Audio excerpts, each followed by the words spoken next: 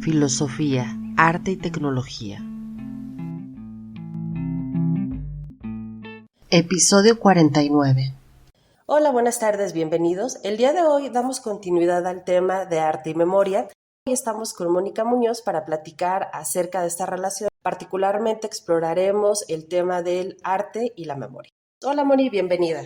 Muchas gracias por la invitación. Estoy feliz de poder platicar acerca del archivo, que es un tema que, pues, sin quererlo, sin proponérmelo, ha surgido en muchísimas de mis piezas. Mi trabajo gira en gran medida alrededor del archivo. Claro. Y bueno, ¿qué te parece si para empezar te presentas? Bueno, mi nombre es Mónica Muñoz Cid, soy artista plástica, mi especialidad es la gráfica. Estudié ingeniería química, entonces cuando por azares del destino decidí hacer arte, llegué a un taller de grabado, que fue mi primer contacto, y quedé fascinada porque se me facilitaba mucho pues las cuestiones de los ácidos, el quemar las placas, las consistencias de las tintas. Todos mis conocimientos de química ayudaron a pues entender rápido los procesos. Y bueno, también es bien interesante hablar sobre la gráfica y que la gráfica actualmente pues ha explorado un montón de posibilidades. O sea, ya no podemos pensar solo en la gráfica, la antigüita, sino que ha existido una experimentación en este rubro. Y bueno, también me gustaría que nos platicaras un poco acerca de tu experiencia, digamos que los temas que has abordado, cómo los has trabajado. Pues mira, la gráfica me cautivó y en algún momento, porque empecé a estudiar una maestría en artes plásticas, entonces pues aprendí mucho de pintura, de joyería, de serigrafía, pero siempre la gráfica a mí me daba algo muy interesante, que es la reproductibilidad y la multiplicidad, que siempre ha entrado en el discurso. Entonces tiene mucho que ver esto con el archivo, porque estos múltiples, al ver un gran montón de datos que puedes percibir desde otra manera, no desde la escrita, te abre campos de investigación muy interesantes. Entonces, nunca he ido a lo largo de mi carrera por la reproducción de imágenes, ¿no? Por la creación de imágenes. No sé, que dijera, ay, pues se me ocurre crear un paisaje tradicional. Nunca ha ido mi experimentación por ahí, siempre ha sido como en esta búsqueda de experimentar con soportes, con matrices, con medios, que sería finalmente tres de las bases de la estampa, ¿no? El soporte, la matriz y el medio, que sería la tinta. Siempre he ido alterando unos. Cuando no altero la matriz, altero el soporte, que normalmente los grabadores usamos mucho el papel, entonces yo he utilizado mucho la tela, los muros, las paredes, tortillas, hojas de misiote. Nunca me he casado con que las piezas tengan que terminar en un papel o que sean bidimensionales, porque el que puedas trabajar con telas o con otros soportes también te permite hacer piezas tridimensionales que se van a la instalación y que siguen siendo lo más básico, que sería, no sé, un grabado en madera impreso. Entonces, siempre mi trabajo ha ido por esta experimentación, principalmente como parte del lenguaje, porque creo que todo significa. Si tú imprimes en una tela transparente, hay un significado diferente que si imprimes en un gobelino o en una alfombra o en una tela bordada. Entonces, creo que todo va sumando y te va guiando a un espacio que es totalmente de experimentación dentro de la estampa. Y al mismo tiempo, esta oportunidad que se dio, tal vez no muy consciente, de querer hacer estampa de gran formato. Entonces, a raíz de un premio nacional de grabado, pude adquirir un tórculo que mide 1.20 por 2.40. Entonces, pues eso nos abrió las posibilidades a un mundo gigante. Algunos amigos decían, ay, ahora vas a hacer gigantografía. ¿Cómo se enmarcan esas cosas? Dije, bueno, en papel sí es muy complicado, porque tienes que trabajar placas de cobre de 1 metro por 1.50, entonces trabajar en ese tipo de empresas es complicado.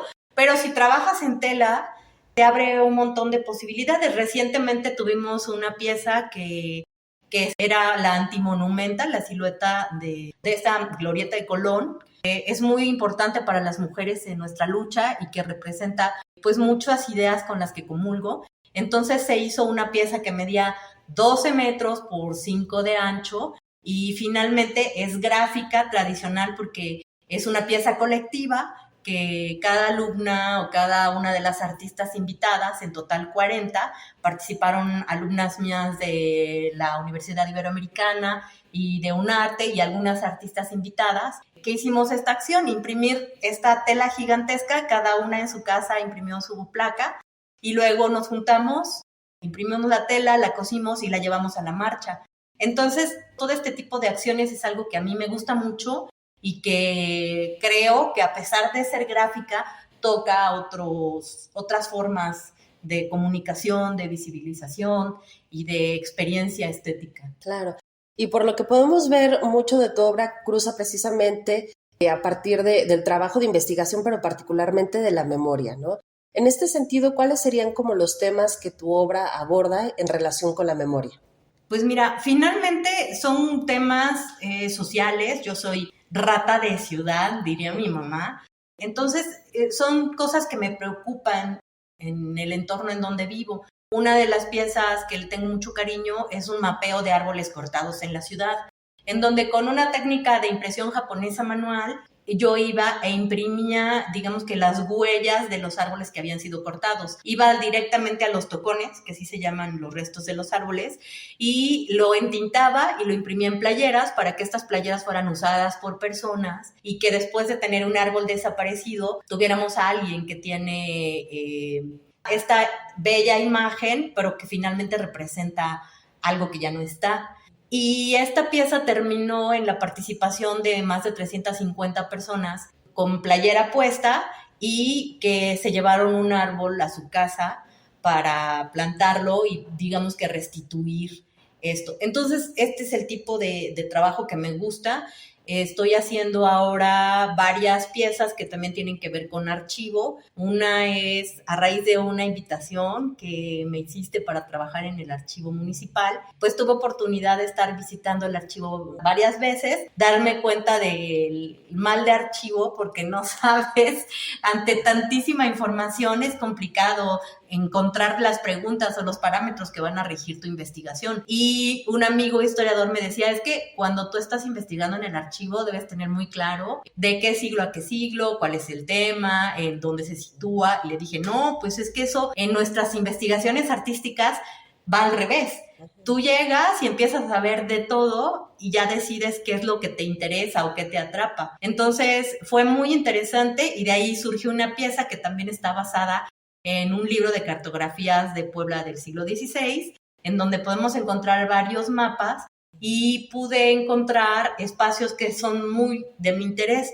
Uno es donde mi padre vivía. En la esquina él me platicaba que iban al Hawái a hacer sus necesidades fisiológicas los hombres, las mujeres sí usaban el baño en casa. Y que ahí en el Hawái pues encontraban a gente, platicaban, se saludaban, era casi reunión social. Y esto pues ya no está. Este espacio es donde está ahora los laboratorios Ruiz. Entonces, poder encontrar esta memoria que tiene mucho que ver con mi familia, con el cariño que me liga sentimentalmente a este espacio, me fue muy agradable. Entonces empecé a reflexionar en torno a los espacios de acuíferos que teníamos dentro de la ciudad, ¿no? Sin olvidar, por ejemplo, el río Atoyac, que ya no existe, está entubado. Aquí por la Noria, que es la zona por donde yo viví de niña, también había manantial y había varios riachuelos. Y casualmente estamos ahora en el Jacal Gráfico, que es el taller donde yo trabajo todos los días. Y en la esquina de aquí, de esta calle, en los mapas se ve reflejado también un Hawái. Entonces eso me gustó muchísimo, y la pieza que estoy haciendo son unas estampas, unos grabados, que se van a imprimir en placas de barro para irlas a colocar como testigos y narrarle a la gente, a los vecinos, que pues son mis vecinos y que conozco, esta parte histórica de algo que nadie sabe o que muy pocas personas saben. Y bueno, eso es algo que me gusta mucho, porque creo que nos permite visitar esta memoria y tal vez apreciar y tener más apego a nuestros espacios. Claro.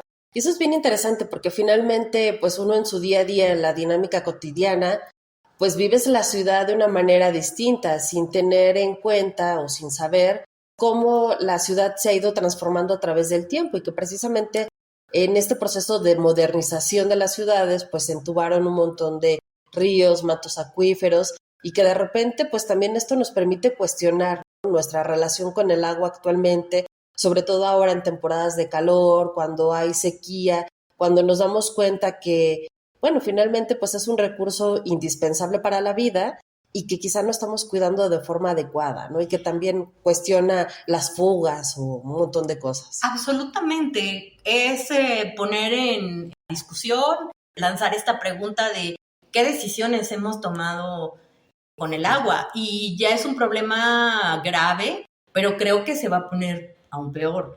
Entonces, esta pieza pues es una invitación a tomar esa reflexión de qué hemos hecho, ¿no? No se han conservado estas fuentes de agua natural, no las hemos cuidado, las hemos despreciado y es importante que pues de alguna manera empecemos a tomar decisiones que nos lleven a otros lugares en donde sí podamos vivir con calidad de vida. Claro.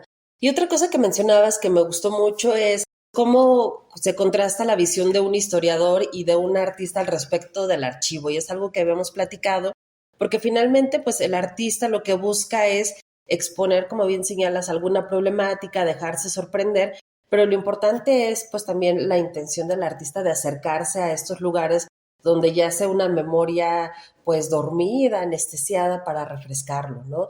Y que esto te permite, bueno, pues generar nuevas lecturas que permita este cuestionamiento. Y que en este sentido, pues como bien señalas, las posibilidades son infinitas, porque hay una historia de la ciudad, pero también de los individuos y de las dinámicas de los individuos en la ciudad. Claro, y en este caso, por ejemplo, tomar pues toda esta investigación que ya se había realizado por historiadores, por investigadores, y que termina en un libro divino. Para mí como artista, pues es una joya y una fuente de documentación muy importante y que sin haber dado con esta investigación, pues mi trabajo sería uno muy distinto, ¿no? Entonces siempre hay esta parte en nuestro proceso creativo en donde buscamos, digamos que a tientas, a ver qué encontramos y cuando hacemos clic con algo que nos interesa, pues ya de ahí surge el resto de nuestra investigación y que finalmente termina en algo plástico, que en el caso de los investigadores pues no tienen esa oportunidad, ¿no? Termina en un volumen impreso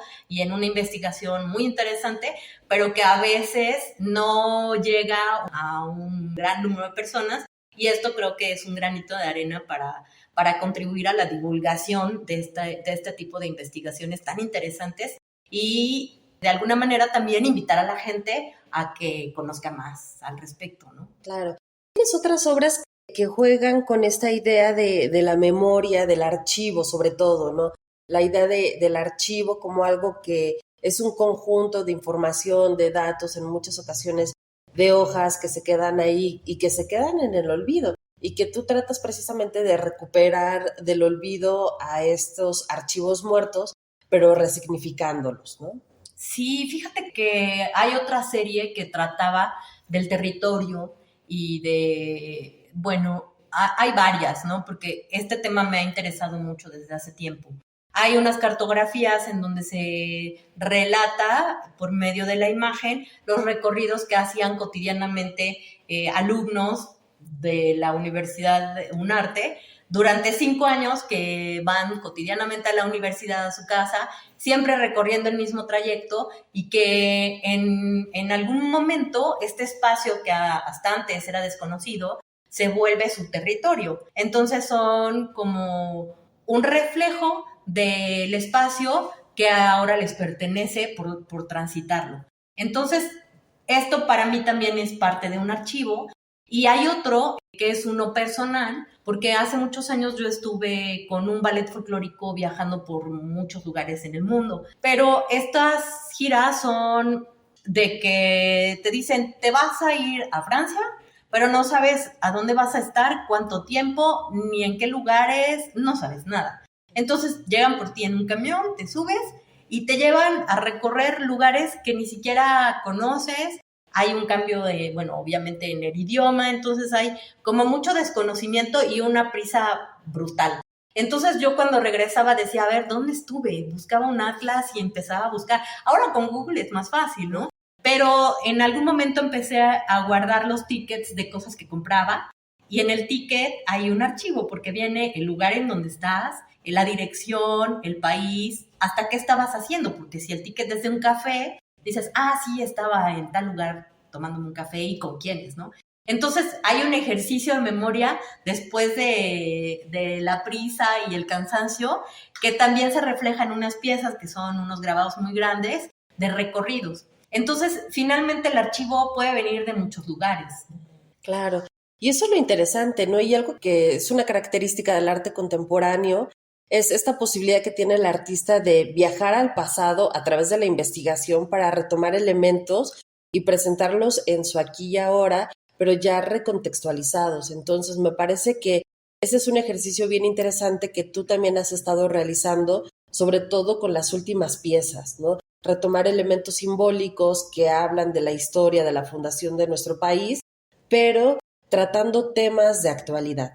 Sí, fíjate que hay muchos artistas que lo hacen. Yo desde que inicié a trabajar en esto, me he dado cuenta que hay varios artistas que utilizan las referencias pictográficas de los códices antiguos para traerlos a lo contemporáneo. Entonces, me gustó mucho esta idea de trabajar con el tema y me parecía como algo muy importante dentro de la técnica que utilizo. Porque antes, en las imprentas, por ejemplo, las imprentas de los carteles de lucha, ¿no? Tenían la máscara del santo y la de todos los luchadores, y cada vez que la necesitaban para imprimirla en el cartel, pues iban al cajón, la tomaban y la imprimían. Entonces estos clichés, que así se llaman, eran pues un banco de imágenes a los que ellos recurrían para su trabajo. Entonces dije, ¿por qué no hacer un banco de imágenes, pero de pictogramas, tomados todos de códices antiguos, en su mayoría de Puebla, que tenemos un montón, y reinterpretarlos o darles un nuevo significado y hablar de historias contemporáneas, que finalmente es una manera también de contar una historia desde lo visual, porque estamos acostumbrados a oír, por ejemplo, las noticias que son las que nos dan este tipo de historias, ¿no? A lo mejor la llegada de la minera Almadén a Iztacamastitlán, y hasta lo pasamos, ¿no? En redes sociales decimos, ay, esto ya. Porque se quedan en el papel con letras. Entonces, bueno, en este proyecto, que es un proyecto que llevo ya 2 años realizando, la idea era utilizar los pictogramas para narrar historias contemporáneas. Uno narra la historia de Ayotzinapa, es el Códice de la Verdad Histórica. Otro narra precisamente la explotación de los mantos acuíferos en Cholula por parte de una transnacional, Bonafont, que se dedica a sacaban 1,500 litros de agua al día, y eso ocasionó pues muchos problemas a la población porque se secaban sus pozos. Antes sacaban 100 litros al día y después sacaron 20. Entonces los mantos acuíferos se fueron devastando hasta que por ahí surgió un socavón que dicen que no tiene nada que ver con la explotación de los mantos, pero yo no estoy muy segura y ellos tampoco. Entonces todas estas historias creo que pueden ser contadas de la misma forma en que en la antigüedad se plasmaban y que alguien se sentaba a leerlos y compartía este conocimiento de manera oral, porque no toda la gente tenía la posibilidad ni de acercarse a un documento escrito, ni de entenderlo plenamente. Entonces, me gustó mucho volver a hacer ese ejercicio que se hacían por los tlacuilos. Entonces creé un banco de imágenes, no sé mucho cuántas serán, pero son muchas. Ahorita llevo 3 códices terminados y estoy en proceso de crear otro que tiene que ver con la representación de los feminicidios en Puebla en los últimos 10 años. Entonces creo que también es un trabajo de archivo y que nos permite visibilizar el problema de otra manera. Me parece que eso es bien interesante y sobre todo porque mucho de tu obra, aunque es gráfica, muchas veces termina en acción, ¿no? Es decir, es como darle vida a esta gráfica. Y por ejemplo, cuando presentaste el códice que tiene que ver con el agua, con la explotación del agua, pues trataste de emular cómo se hacía la usanza, ¿no? De colocar en un petate los códices, acompañados de tambores y caracoles, haciendo la ceremonia para pedir permiso a los 6 puntos cardinales. Y que fue bastante emotivo, porque para nosotros estos sonidos del tambor, la caracola, pues siempre como que nos llega esta reminiscencia, o sea, como que nos permite conectar y ubicarnos en un momento específico de la historia de nuestro país y hacer la lectura abierta al público, ¿no? En un espacio público donde muchas personas se acercaban a escuchar interesados las historias que narrabas a través de los códices. Y que es interesante porque finalmente la forma de las culturas prehispánicas de contar sus historias era a través del dibujo, del pictograma que se iba leyendo, ¿no? Había un conocimiento de la parte simbólica que me parece también muy rescatable del corpus de tu obra, sobre todo de esta última etapa. Sí, pues mira, sin intención de folclorizar o de hacer un show, ni mucho menos, creo que es una posibilidad de exponer las mismas situaciones que se darían tal vez en una conferencia de prensa, pero de una manera como más abierta, más en la calle, más al público, que puede llegar a muchas personas y transmitir la misma idea, pero con elementos plásticos. Claro. Y otra experimentación que hiciste también fue de incorporar papel moneda, ¿no? En un códice. ¿Cómo fue este proceso? Este códice que surge de una invitación del Museo del Banco de México a trabajar con los residuos del papel, que se llama maculatura, que son los billetes que no quedan bien impresos, los hacen pedacitos, y los refines. Los refines son las orillas de los pliegos de impresión de los billetes, que tienen los colores, pero que tampoco, bueno, es la orilla que cortan. Entonces, todo este material ellos lo utilizan para hacer libretitas y venderlas en el museo, pero tienen un programa en donde invitan artistas a que a partir de este material ellos propongan piezas. Entonces, sí, en este códice trabajé con refines de billetes de 500 pesos y hablé acerca del tributo. Es una matrícula de tributos y habla precisamente de cómo los pueblos originarios siguen siendo obligados a donar a las grandes ciudades su agua.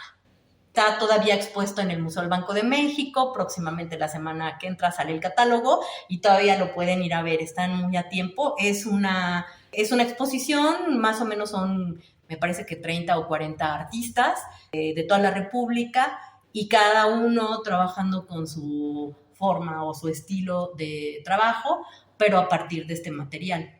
Ay, qué interesante. Oye, y cuéntanos un poquito acerca de esta pieza que se está cocinando. Híjole, bueno, esta pieza es una pieza muy complicada. Es de nuevo un códice. Estoy utilizando imágenes de un códice que se llama Matrícula de Huejotzingo. El virrey en Puebla, en Ciudad de México, estaban pidiendo que los huejotzincas dieran un tributo que a ellos se les parecía exagerado. Entonces le dijeron, oye, es que no creas que somos tan grandes, no tenemos tanta gente, somos un pueblo más bien pequeño, entonces te vamos a mandar los nombres de todos los habitantes.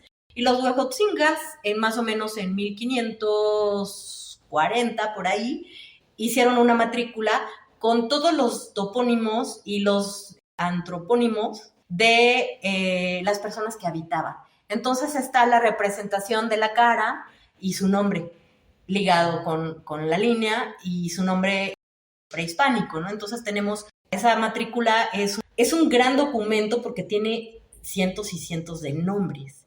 Entonces, basada en este documento, yo estoy haciendo una matrícula, pero de los feminicidios en el estado de Puebla. Todavía no tiene nombre, es una pieza que me ha costado mucho trabajo, pero que espero lograr transmitir a la gente, que es con mucho respeto y con este deseo de que sean visibles, porque no son un número más, Son muchas familias que han perdido su centro, que han perdido sus hijas, sus esposas, sus hermanas, y que es un problema muy grave que no se está atendiendo como debiera. Aumentan las cifras y cada año nos enteramos de cosas más difíciles de entender, y de repente creo que verlo en otro ámbito que no son las noticias o no es la procuraduría o no son las marchas, también es importante dentro de esta lucha. Creo que, y me gustaría pensar que la gente que ha sufrido estas pérdidas sienta que esto es un recordatorio, ¿no? Es volver a tocar ese punto y que no se olvide, que haya un documento visual en donde podemos saber, entender y leer que son muchas estas desapariciones y que algo se tiene que hacer al respecto. Porque para todas las familias que pasan por ese calvario, se les revictimiza, ¿no? Es una lucha de estar buscando al culpable, de recibir amenazas. Es una problemática muy grave y que no se está atendiendo como debiera. Entonces, esta es una de las cosas que me interesan, me importan que siempre sea visible, que no se olvide. Entonces, este documento lamentablemente tiene como 800 nombres de mujeres que han perdido la vida a partir de dos documentos. Uno es un archivo del ODECIR, del Observatorio de Derechos Sexuales y Reproductivos. Las cifras oficiales son como mucho más alegres, ¿verdad? No llegan a esas cantidades, pero este archivo tiene mucha información, tiene el nombre de la víctima, el lugar donde fue encontrado el cuerpo, la ficha de investigación, el número del archivo de la denuncia, la edad, y bueno, es mucha información que se está vaciando en este códice a partir de los topónimos de los lugares, que son todos los municipios del estado de Puebla.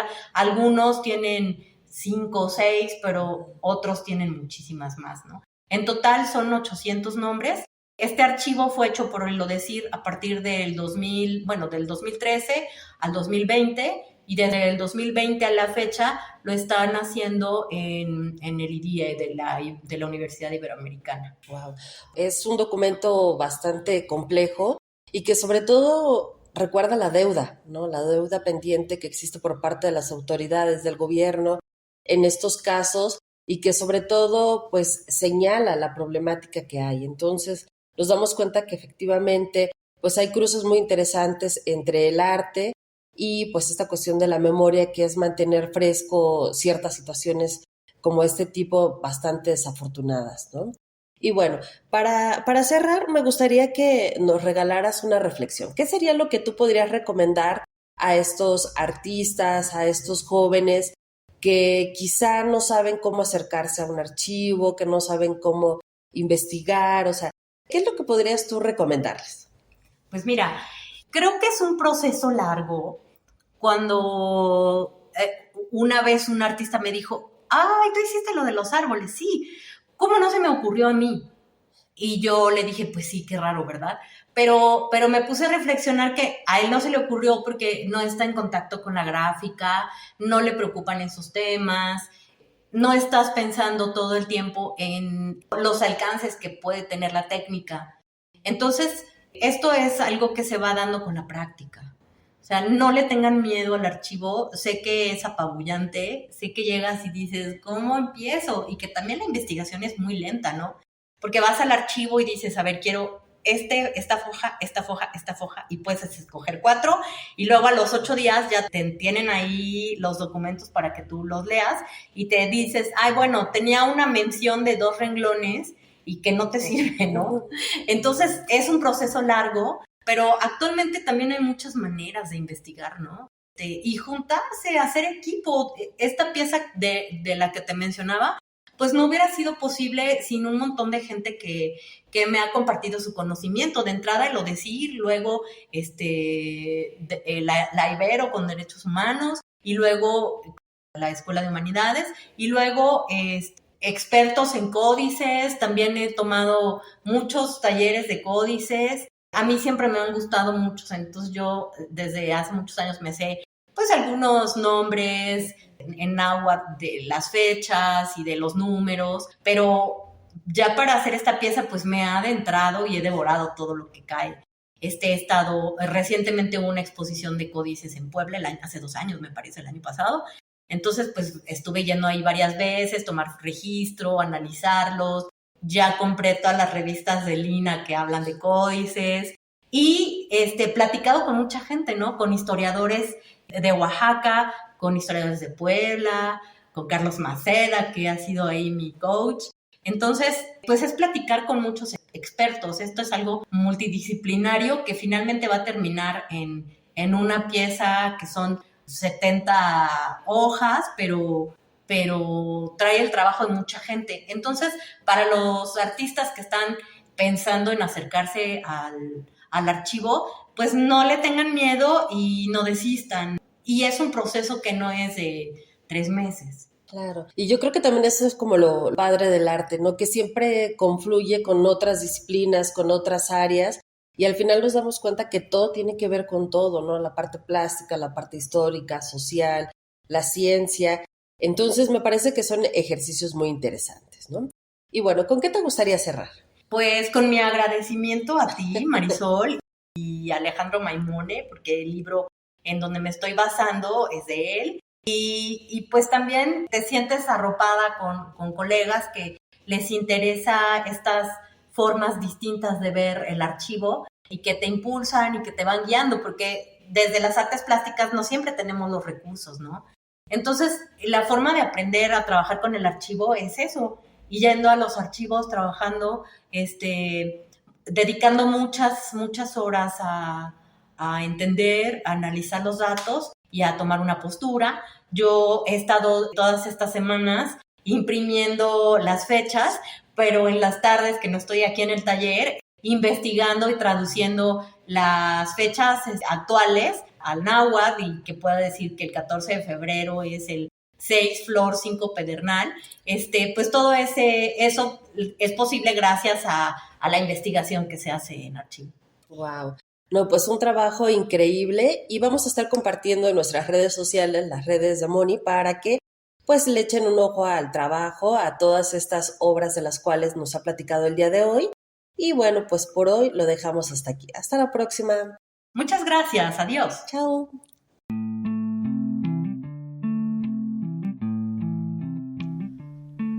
Filosofía, arte y tecnología.